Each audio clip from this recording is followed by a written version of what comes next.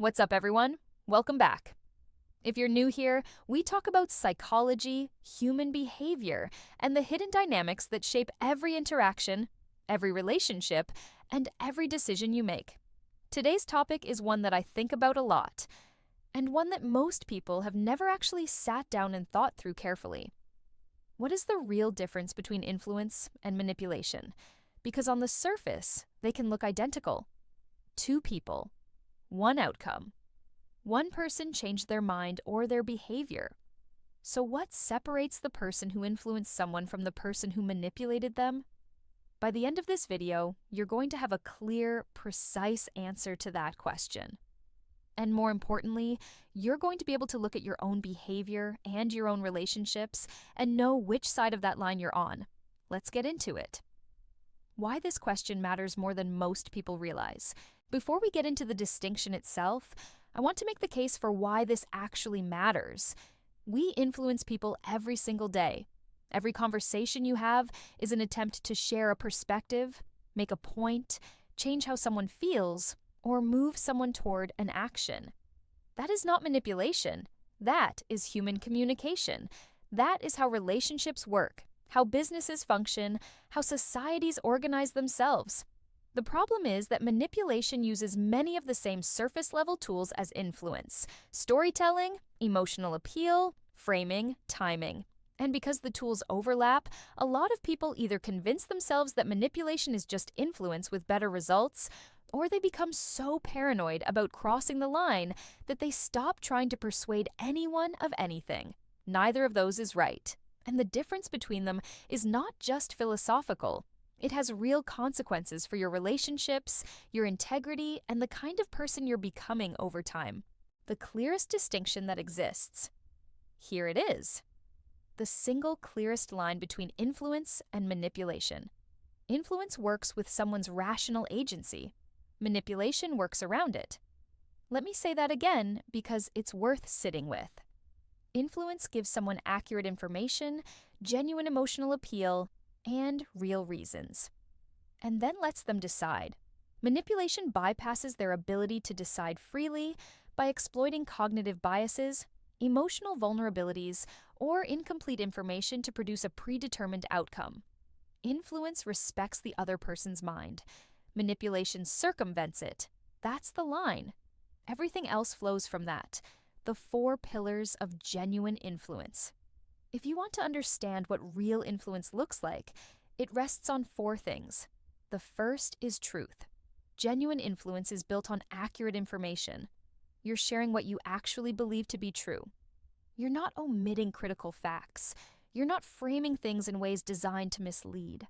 The person on the receiving end has access to what they need to make a real decision. The second is transparency of intent. When you're influencing someone, you're not hiding what you want.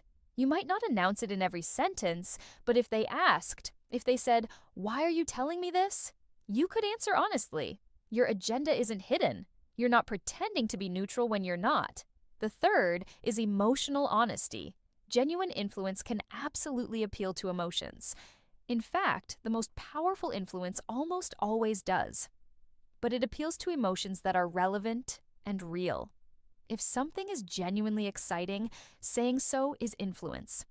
If something is genuinely important, creating urgency around it is influence.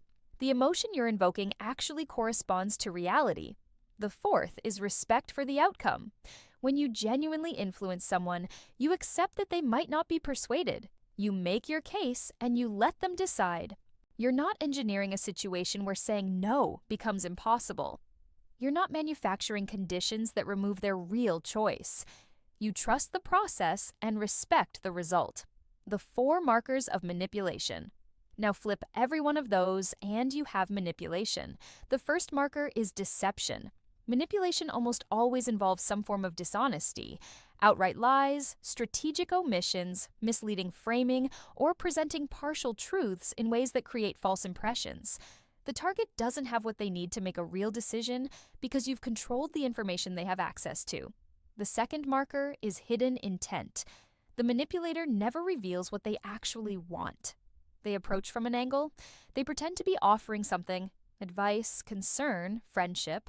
when they're actually pursuing an outcome the other person would resist if they understood it clearly.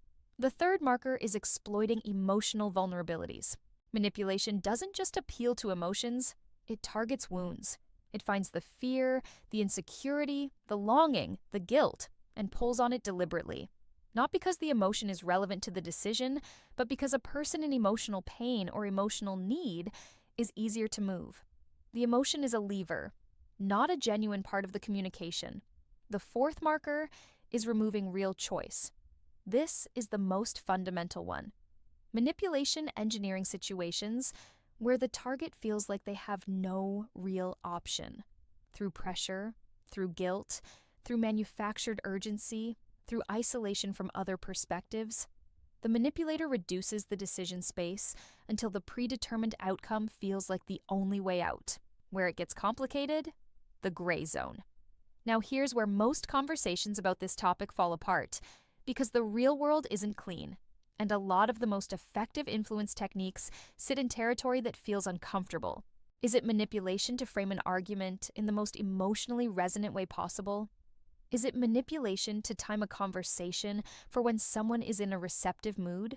Is it manipulation to use storytelling to make a point land harder than a dry recitation of facts would? Is it manipulation for a nonprofit to show you a photograph of a child in need to motivate a donation? None of those are manipulation. All of them are skilled communication. The emotion is real. The information is accurate. The person can still say no. But here's where it starts to tip. When you choose the framing specifically, because it exploits a bias rather than because it's the most accurate representation. When you time the conversation not because the person is receptive, but because they're vulnerable. When the story you tell omits the parts that would change the decision. When the photograph is chosen not to communicate reality, but to bypass rational evaluation entirely. The difference isn't always visible from the outside. Sometimes it's only visible from the inside, from knowing your own intent, which is why this is ultimately a question of integrity as much as technique. The self-test, how to know which side you're on. Here are 4 questions you can ask yourself about any attempt to persuade someone, any conversation where you're trying to move someone toward an outcome. Question 1. Would I be comfortable if they knew exactly what I was doing and why? If the answer is no, if transparency about your method or your motive would cause the other person to resist or feel betrayed, that's a signal you're in manipulation territory. Question 2. Am I giving them what they need to make a real decision, or am I controlling what they have access to? Influence arms people with information. Manipulation manages it. Question 3. Am I appealing to something real, or am I exploiting something vulnerable? There's a difference between making someone feel genuinely excited about something exciting and manufacturing fear about something that isn't actually frightening. One is honest communication. One is exploitation. Question 4. Am I okay with them saying no? If the answer is no, if a no from them would feel like a failure that requires a new strategy, ask yourself why. Genuine influence accepts no. Manipulation doesn't take no for an answer. Why manipulators eventually lose, even when they win. Here's something that doesn't get said enough in conversations about power and persuasion. Manipulation works in the short term and destroys in the long term, almost without exception. When someone realizes they've been manipulated, and people almost always realize eventually, the damage is not just to the relationship. It's to the manipulator's reputation, to their credibility, to the trust of everyone who witnesses it or hears about it. We live in a world where information travels fast and reputations are permanent. The person who built their influence on manipulation, who got people to do things by exploiting their emotions, hiding their intent, controlling information, eventually finds themselves surrounded by people who either don't trust them or don't respect them or both. And the cruelest part is that the manipulator often can't see it coming, because their model of relationships is transactional and strategic. They've never built the kind of genuine trust that would tell them how people actually feel. So the collapse, when it comes, feels sudden. But it was never sudden. It was the slow accumulation of every small betrayal finally reaching critical mass. Why influence? Real influence compounds. Genuine influence works the opposite way. Every honest conversation builds something. Every time you make your case clearly, emotionally, truthfully, and let the person decide, you add to a ledger of trust. You become someone whose word means something, someone whose recommendations carry weight, someone people seek out because they know you're not going to play games with them. That kind of influence is slow to build and almost impossible to destroy, because it's not built on controlling people, it's built on being someone worth listening to. The most influential people in history, the ones whose ideas actually changed the world, were not the ones who tricked the most people into compliance. They were the ones who told the most truth, the most clearly, at the moment people were most ready to hear it. That's the model worth building toward. The final thought: influence and manipulation can look identical from the outside. Same tools, same conversations, sometimes even the same words. The difference lives in the intent behind the words, the accuracy of the information, the respect for the other person's ability to choose freely, and the willingness to accept no as a real answer. You are influencing people every day, in your relationships, in your work, in the way you tell stories and make arguments and ask for things. The question isn't whether you influence people. Of course you do. The question is whether the influence you're building is the kind that makes people trust you more over time, or the kind that eventually makes them feel used. That question is worth asking honestly. And the fact that you're asking it at all, the fact that you care about the difference, already puts you ahead of most people.